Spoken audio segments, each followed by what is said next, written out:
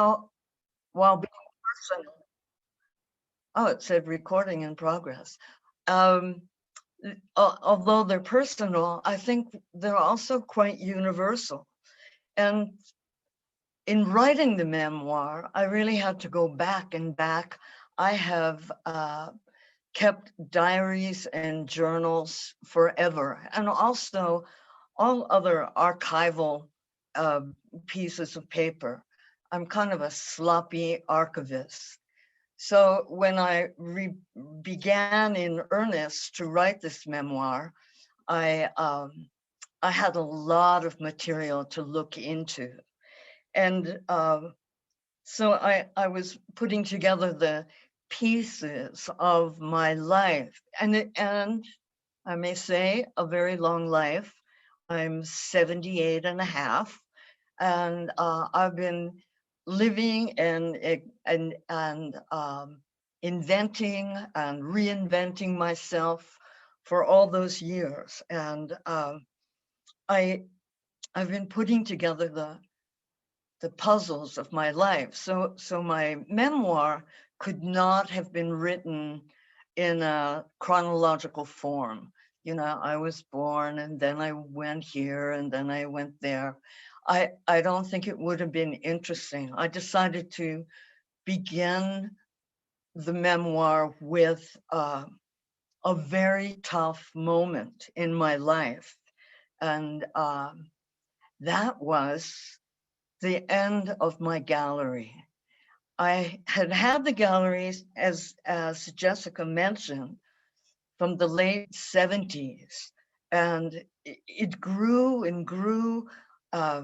It went from one location to another, but it always had a basic form, and that was to represent and promote New Mexico-based artists.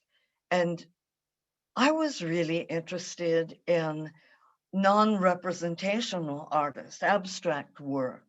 And so I really was one of the very early galleries to concentrate in that area. And the gallery grew. I was so lucky to have had early mentors help me in a million ways, or just sly of a million ways. And I reinvent myself from very early times as a hippie out in the desert near Cerrillos in New Mexico. And before that, as a Playboy Bunny in New York. Now imagine that as a transition. I was this glamorous Manhattan girl, and I moved to New Mexico with my then husband, and we moved to the desert with no running water, no electricity. We really lived off grid before it was fashionable. And the years went by. I had the gallery, and then everything changed. The financial situation changed. And although by now I had really redefined myself as Linda Durham, girl art dealer, I think I got that from like a long ago time, the Brenda Starr, girl reporter. But I thought that's who I was. And when I ran out of money and borrowing power and the ability to keep the gallery open, I closed with great sadness, and I returned all the artwork. I paid all the artists with the last of my money, whatever I owed them, but I couldn't pay my very large credit card bills. And I was running out of money to pay my mortgage on my house. It was a sad day. I didn't know who I was if I didn't have the gallery, if I wasn't Linda Durham, girl art dealer. And when I took the last of the belongings, my belongings, home from the final 7 gallery locations, I emptied them into a garage, and I had artwork and odd pieces of furniture and boxes of archives. And I sat on the floor of the garage and I cried. And I was alone and I didn't know what to do next. But quickly I realized that there was nobody who was going to help me. I would have to figure it out myself.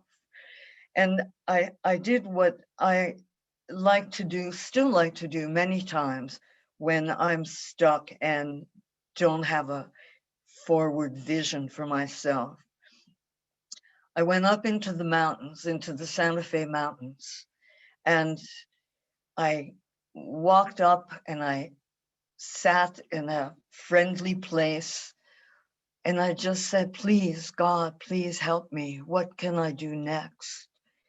And while I was sitting there, I thought of an idea that I had just kept put away in a closet or a chest somewhere because I didn't have time to do it. And then finally, I didn't have the gallery and the idea came back to me. I always dreamed of going all the way around the world. I had gotten that piece of information from a really good friend way back in the 60s when I was still living in New York. And it had always resonated me that one could go around the world. So with my last bit of energy for the moment, because the energy always comes back, at least mine does, and I hope yours does as well. I came up with how do I get enough money, just enough money for a simple trip around the world. I was turning 70 and I thought, you know what I could do? I could get a very cheap round the world ticket and take my journals and I could write a woman 70 years old goes around the world in 70 days. And so I put the plan together. I sold some artwork. I put together some projects to do on the trip. I made small paper discs with the shape of the world, a vague shape of the world. They were embedded with wildflower seeds. And I had my friends write prayers for peace on the back. And I took those little discs and a small satchel with a few clothes and my round the world ticket and set off to write a book about this 70-year-old woman. Well, it was a wonderful trip. I had been to many places before this trip. This excursion, I went from New Mexico to Atlanta, Georgia. Then from there, a very long flight to Johannesburg, South Africa. And I took time in South Africa and then a side trip to Lesotho. Lesotho is this small magical kingdom surrounded by South Africa. Not everybody's even heard of it. And I didn't know anyone who had been there. So that appealed to me. And after Lesotho, I went to another place that had always thrilled me. From a distance, Madagascar.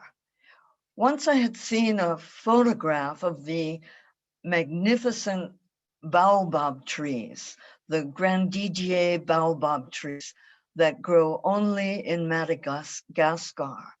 And the photograph I saw that was so inspiring was of a very beautiful woman.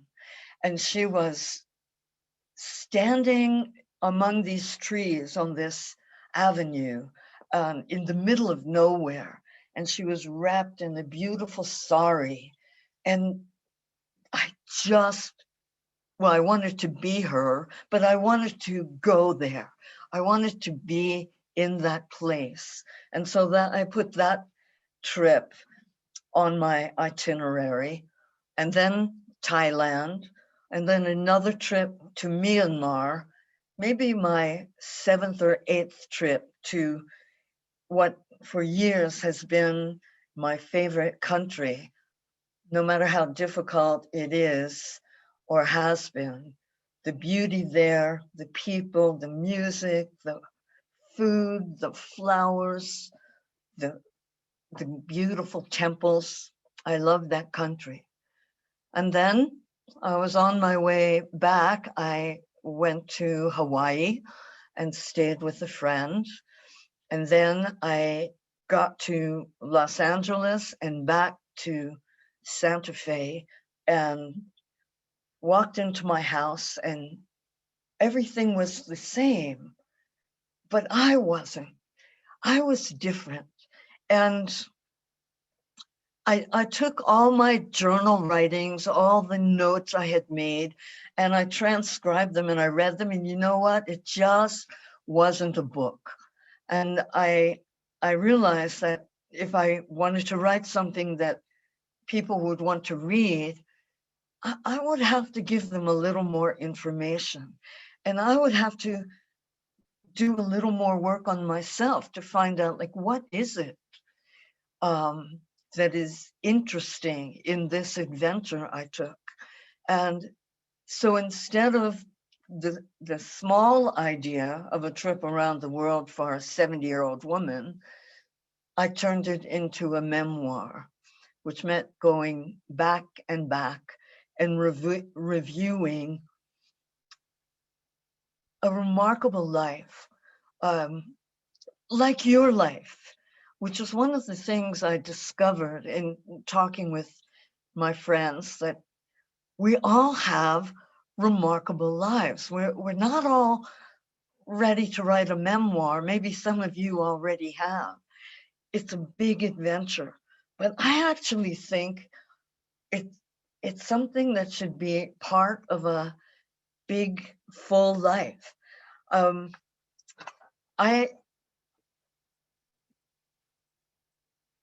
want to read a line of a poem that has followed me for years. And the poem is O Bod by Philip Larkin.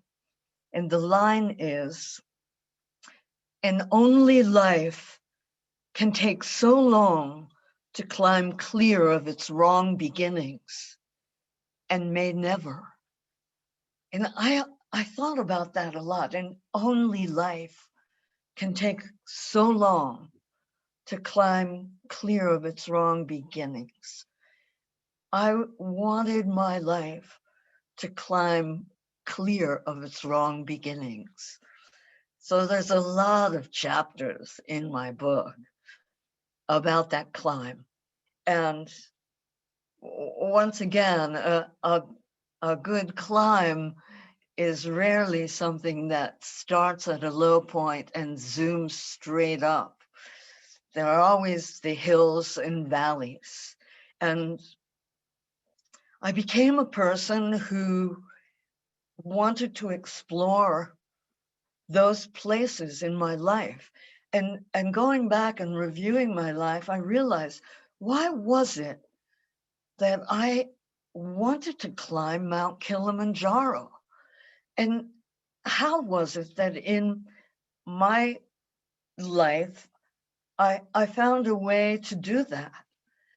And why was it that I wanted to go to the tip of South America?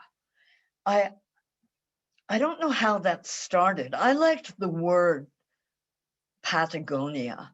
I first read about it in a book about some Welsh victims of a mining disaster who fled Wales and for some reason ended up in Patagonia.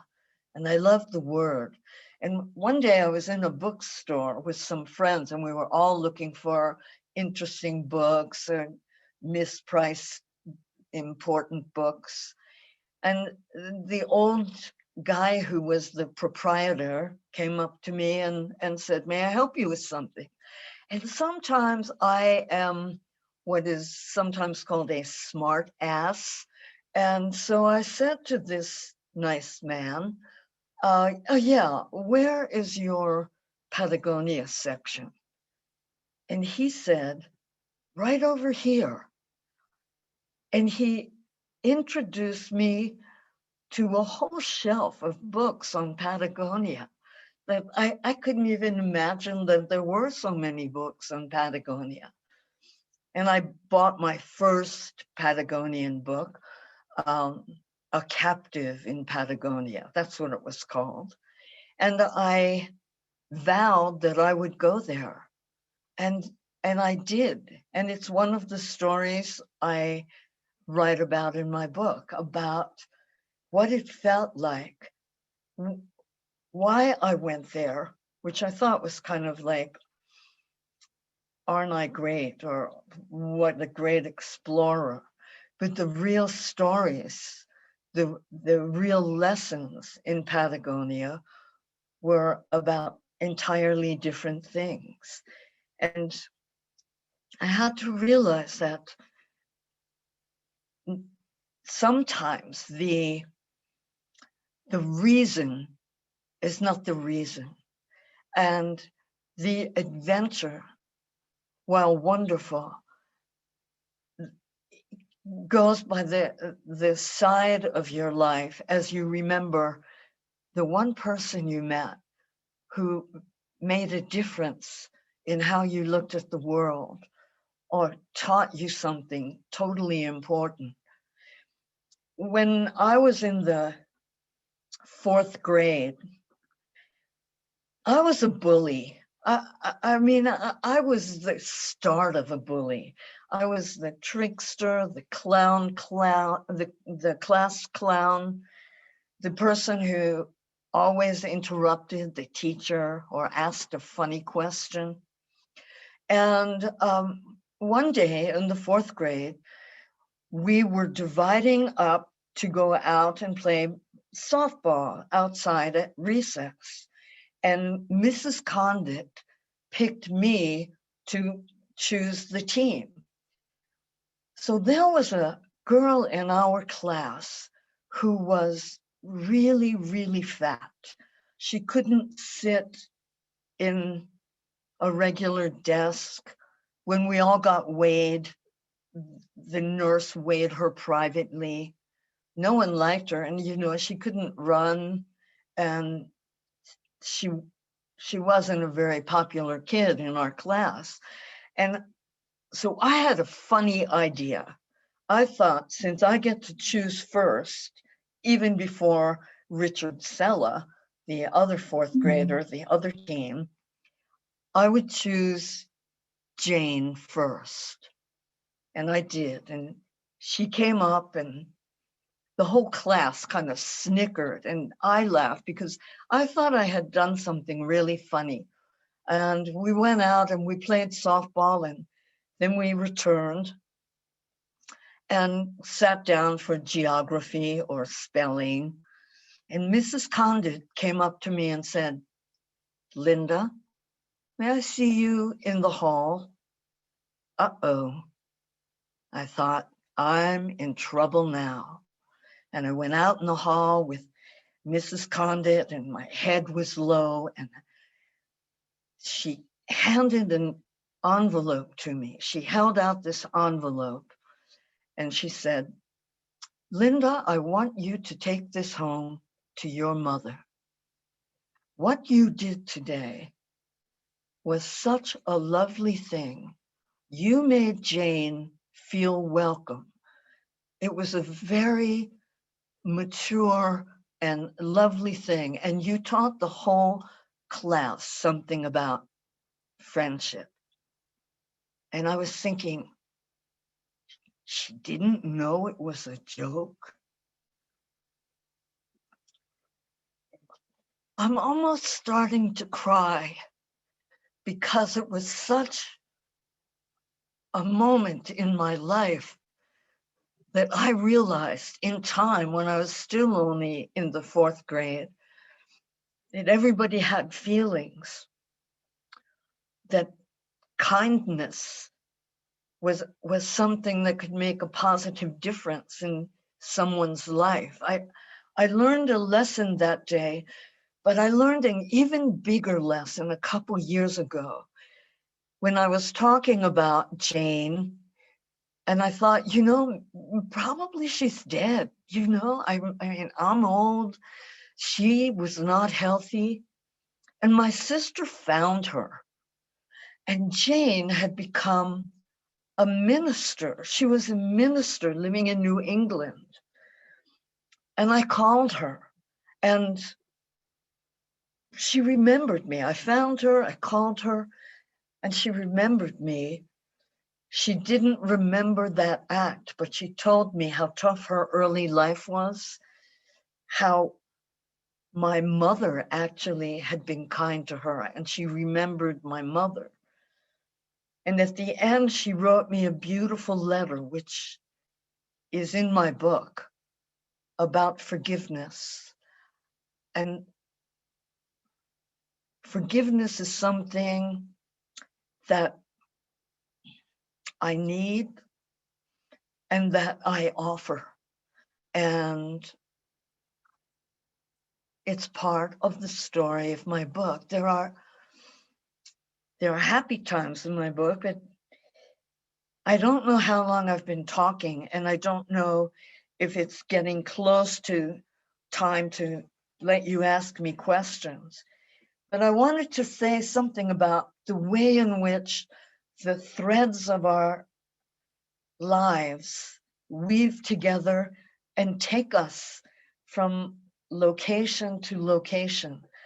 They take us from being a Playboy bunny and finding a shop that sells Egyptian things and falling in love with Egyptology, and meeting a man who also loved Egyptology and moving to New Mexico.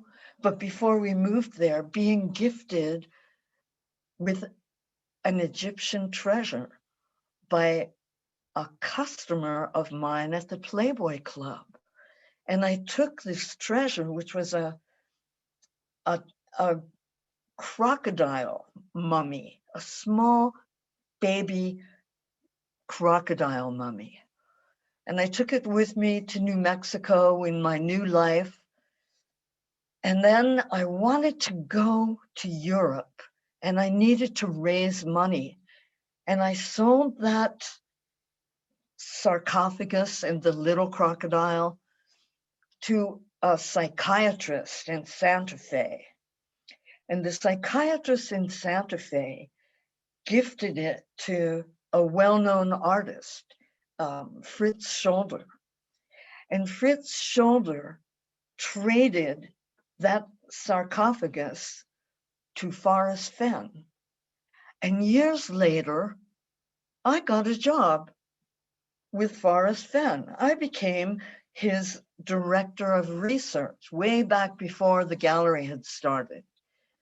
And one day, right after I started to work there, I wandered to the very back of the gallery, and there in a case, almost hidden, let's say it was dusty, there was my baby crocodile in the sarcophagus. And right next to it was a little sign that said, "Deaccession from the British Museum." Well, can you imagine how Forrest Fenn felt when I went back to his office, all gleeful and excited, and told him, no, it's not from the British Museum. A Playboy customer gave it to me. He hated that story, but I could prove it, because right after I got the sarcophagus, and I took it to the Metropolitan Museum of Art, and I met with the curator of Egyptology, who looked at it. He's the one who told me there may be a baby crocodile in there or maybe not. And he said the only way to know, aside from unraveling it, is to have it x-rayed. So I took it to a doctor's office, a friend of mine who is an obstetrician, and he x-rayed it for me while I waited in the waiting room with all these pregnant women.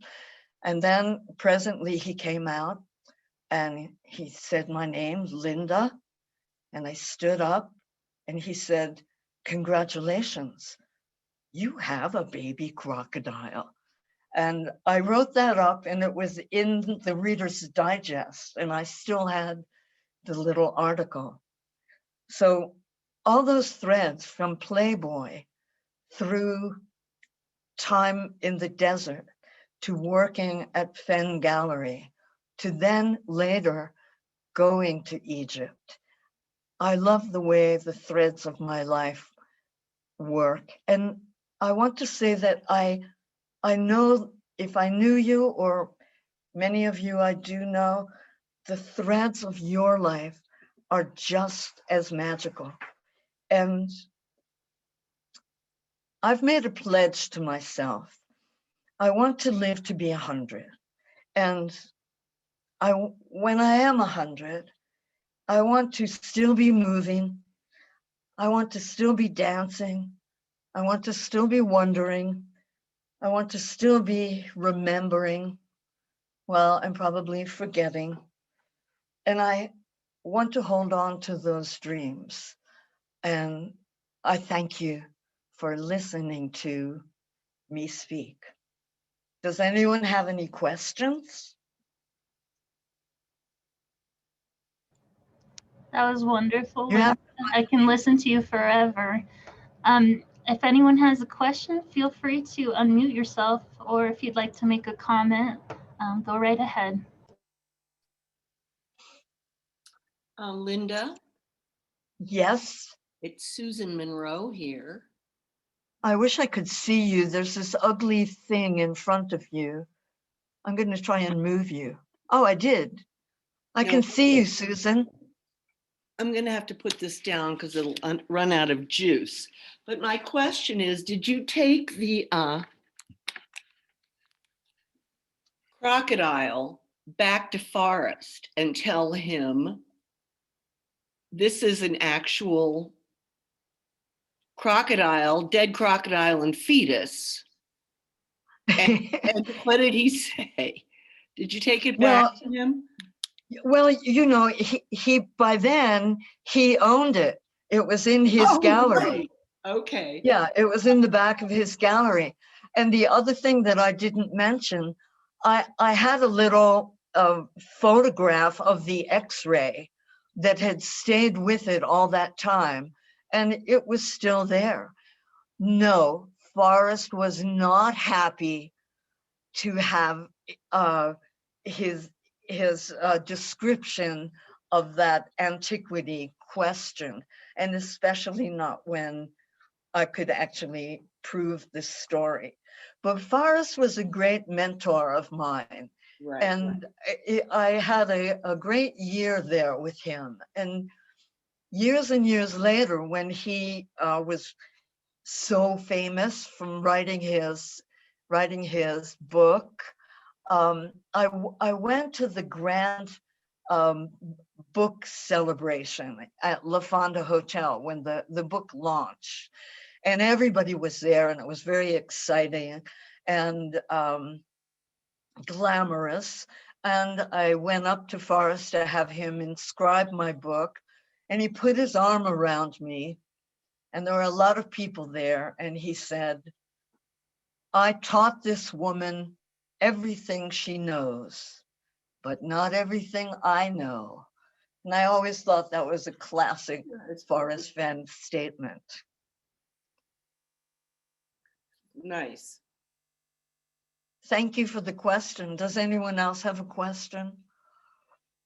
Or an answer? I like answers as well. Elaine, feel free to unmute yourself. Elaine, you have to unmute yourself. Okay, got it. Can you hear me? Yes. Oh, Linda, I have so long admired you, and I can't wait to read your memoir. I think I'm exactly just about the same age, and I would like to hear, I'm sure the threads are continuing that are already there, but after this and all you've done and all the places you've been, where will the next thread take you? Inquiring minds want to know. Oh, thank you. There are some places I'd like to see again, and there are some special places I want to see. I have never been to New Zealand, nor to Australia. I mean, it seems like, what is wrong with you, Linda? It's such an interesting place. You've read about it. You have friends from Australia and New Zealand. The cover of my book, the Mobius Strip, is a beautiful glass piece by a New Zealand artist. I found her work online. She let me use it on the cover of my book, and I would like to meet her because the Mobius Strip is a theme throughout my life, and that image thrilled me when I first saw it. So for many reasons, I'd like to go there. I took a trip across Russia on the Siberian Railway from Moscow to Vladivostok, and the weather was beautiful. And I have another fantasy that I would like to take the trip from Vladivostok to Moscow, and I'd like to do it in the winter with a stop in Siberia. I did get to Siberia and to Lake Baikal, but only at the bottom part of Lake Baikal. I want to go up where all the magical people live in the northern part of the lake. So, and I've never been to Graceland. So I have places to go. Wonderful.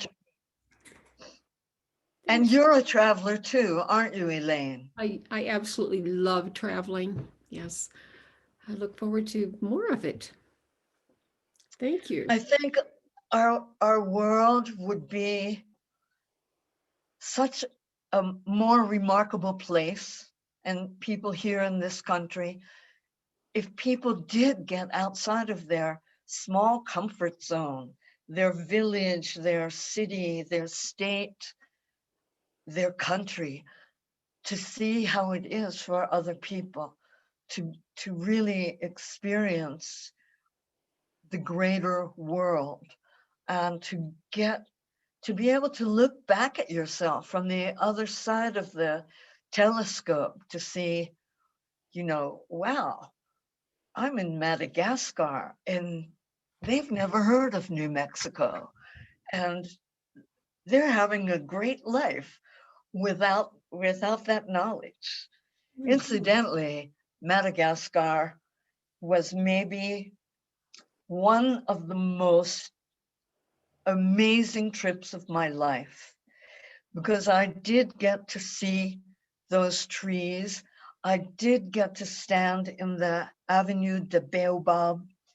I didn't look as beautiful as the woman whose picture I had admired, but I do have a picture of me standing like that. And I hugged those trees. But the best part was not seeing the trees. The best part was the 18-hour trip in a little van crammed with people. And I was the only foreigner, and people helped me. And there were all kinds of adventures and breakdowns and things on that trip.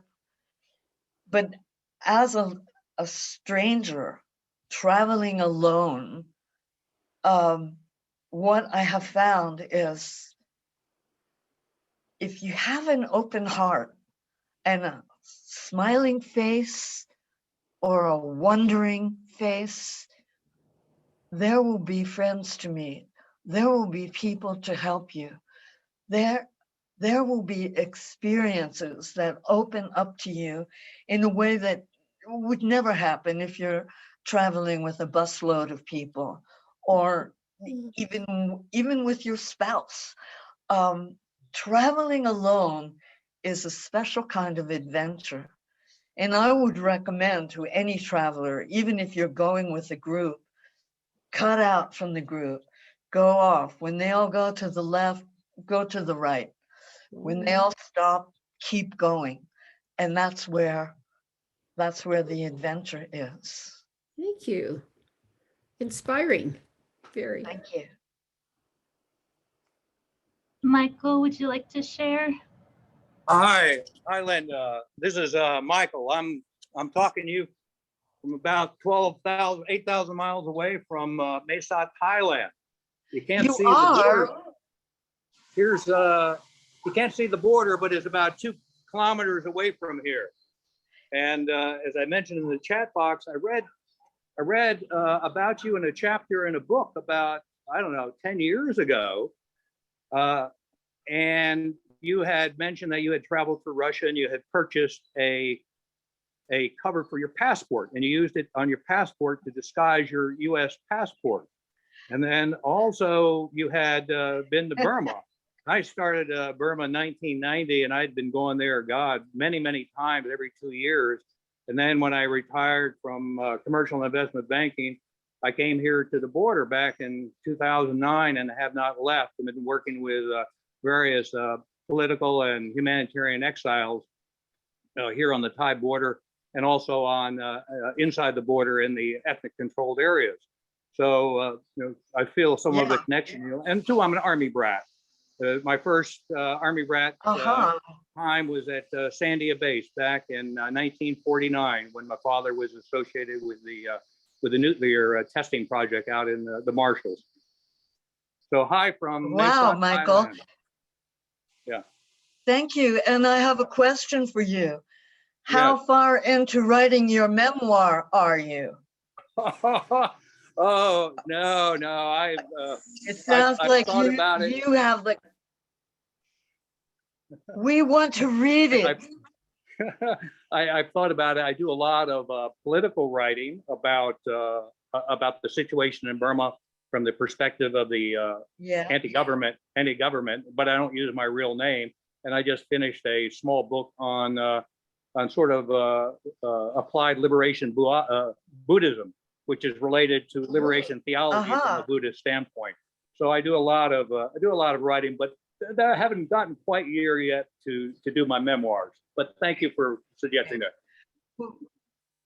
Well, Michael, I don't know that you can buy my book in your local bookstore, but you can get it on Kindle, and there are quite a few stories about my time with the Burmese people all over that country, in tribal dances and in the hill country, everywhere. I've been everywhere there. Great. Yeah, let me look at that. Try to see if I can do that. And again, best luck, and I hope to be. Thank you. I'm looking at 120, which is 2 times 60.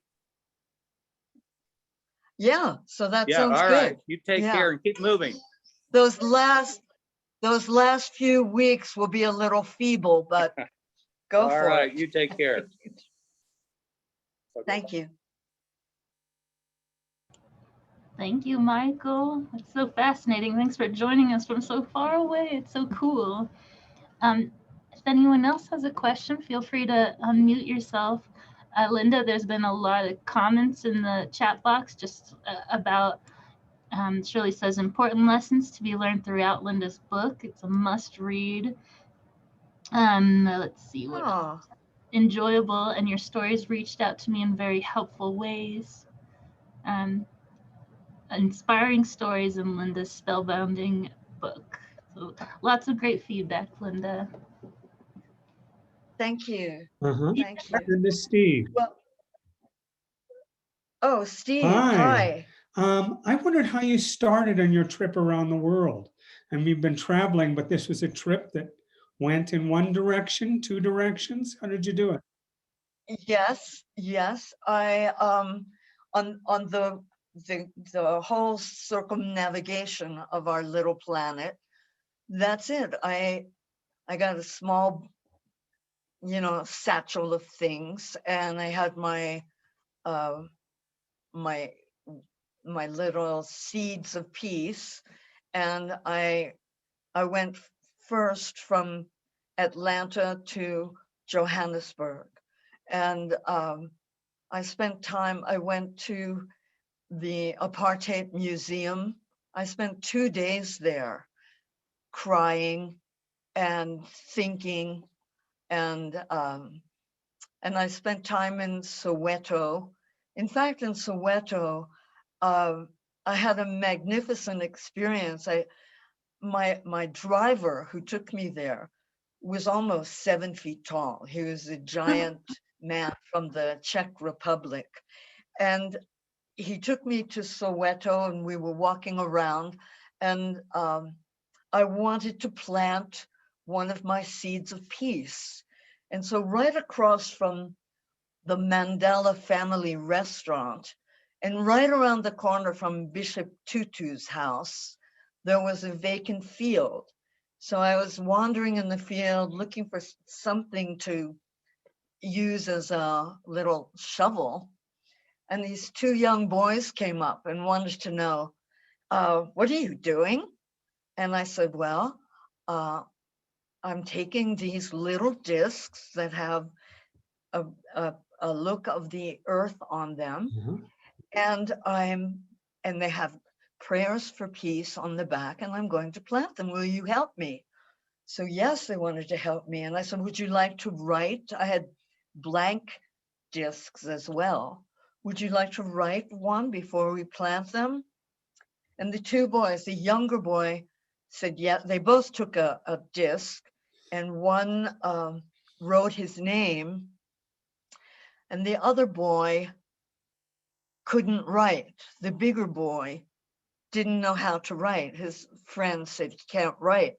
So I said, well, we'll draw something. So he and I scribbled something.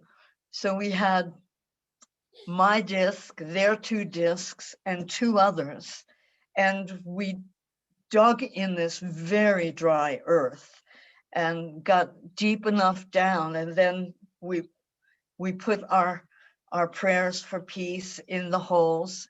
And then we looked, where can we get water? And there was a big mud puddle by the side of the road, and an old can. And the boys filled the can with the muddy water from the road, and we watered the prayers for peace.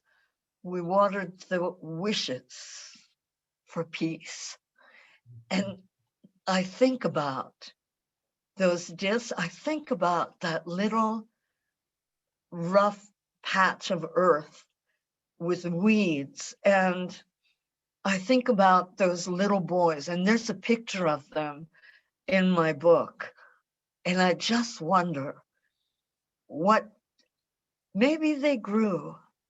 Maybe there was a daisy that grew out of that soil. Maybe there was. It seems like a long shot, but whenever I picture that plot of land, I always picture it with a few wildflowers growing. Thank you for asking, Steve. Sure. You're a great traveler. You have seen parts of the world. I know that. In the Peace Corps and beyond. Yeah, I have, and it's been great. And I think I'd spent about 14 years in Africa prior to doing a world tour. And I took it on British Airways for $3,400. And it was 3 continents and 3 places in each continent, always traveling east. And I took a full year to do it. and it was great. And I wanted to go to Kathmandu at one time, and the prince had just murdered the whole royal family. So I was in Thailand at the time, and I stopped at a travel agent and I said, hey, I just murdered the whole royal family. I don't want to go there. He said, oh, don't worry about it. I said, no, I think I'll go to this place called Myanmar. And I went to Myanmar. I overstayed my visa. And I said, if I work anywhere, it's going to be here. And that started a good number of years there. And it's great. I love traveling. You and I had some overlapping time in Yangon a couple of years ago. Yeah. Maybe it was a lot of years ago. I don't recall. Let's see. I'm probably about But anyway, 12. Yeah. So how's your memoir coming? Slowly but surely, little bits at a time. I have it scattered, and at different years I have those pieces, and it'll come out. Don't worry. Yeah. But I'm looking at traveling again, and I've just started my 8th passport. So That's I'm great. ready. Yeah. So I guess I've answered every known question, everything you've ever wanted to know about a 78-and-a-half-year-old woman still moving. Wow. Thank you so much, Linda. This has been You're so welcome. wonderful. And thank you all for being here with us for Linda Durham's presentation. Be sure to check out her website, lindadurham.us. It's in the chat box there, the link. And you can also check out Still Moving from the Public Library. It's available to check out from our shelves. And everyone, just be sure to stay safe and read Still Moving. Come more of these talks. We got several authors in this audience here with us that have done presentations and will do presentations. And Right. it's so great to bring everyone together. Thank you so much, Linda. Oh, thank you. And I do want to say that Dorothy has some signed books at Collected Works if you want to go there or around. Anyway, thank you so much. I really loved being with you, and I appreciate that you stayed till the end. Ciao. Ciao. Good night, everyone.